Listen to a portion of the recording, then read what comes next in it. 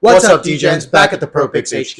I'm Ron. And I'm Big D. And welcome back to our series where we teach you the fundamentals of sports betting and how to become profitable. In today's video, we're going to be going over player props, how to analyze them correctly, as well as choose them correctly, thanks to our friends over at Outlier. All right, guys, for these player props, they are sometimes really tough to bet on.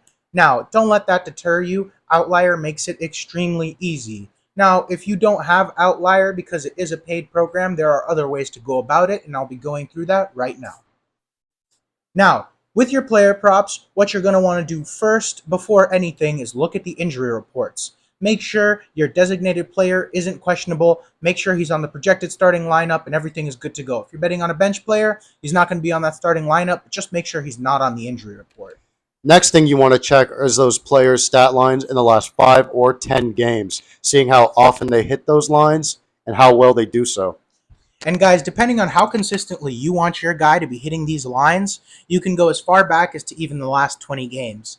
Now, after you've checked your stats, after you've checked what the line is at, and you see that your player has been consistently hitting these lines, you're going to want to see what your player prop is even going to be. What line are you going to take? Are you taking points, assists, rebounds, triple-double, double-double?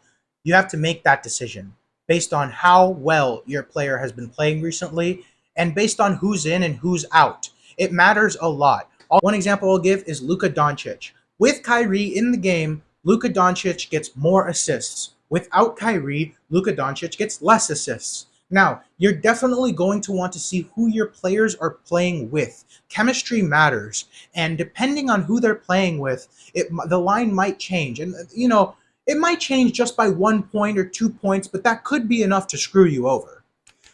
And guys, when analyzing player props, you also want to check out the head-to-heads.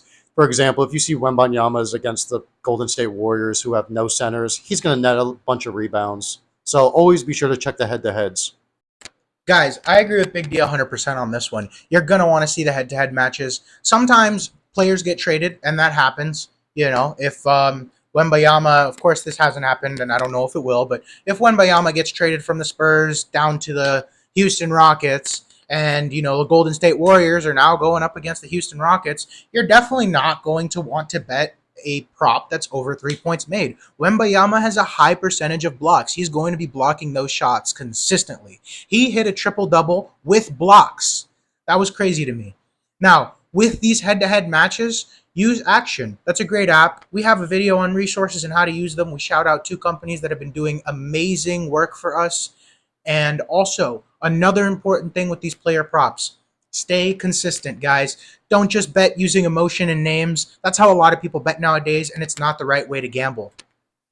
Guys, don't always just bet on someone just because they're popular. For example, Curry over threes. He was against the Blazers the other day and was 0 for 7. So always be careful and look at the head-to-head matchups as well as the last couple games. And guys, that marks it for this video. We went over player props, how to analyze them, how to pick them correctly. In our next video, we're going to be going over how to analyze the edge. Make sure to like, follow, subscribe, hit the notification bell and the link tree in our description. Happy betting. Best of luck. Peace out.